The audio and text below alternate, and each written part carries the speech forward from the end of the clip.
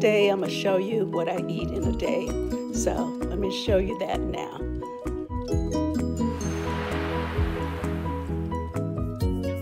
Okay, this is my egg salad. And I made a video on how I made the egg salad. And here is my salad. I have 2 cups of chopped vegetables in that bowl there, along with 1 whole avocado. And I made the dressing for the salad, and that's on that video as well.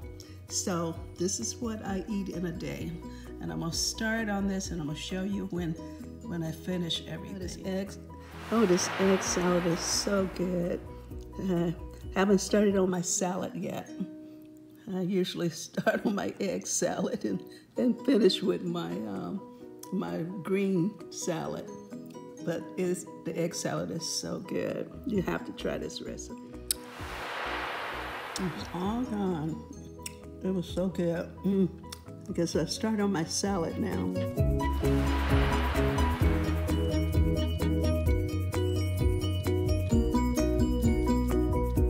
Okay, I'm finished with my meal. It was delicious. And thanks for watching what I eat in a day. If you like this video, like, subscribe, comment, and share this video with your friends and family. Have a wonderful day.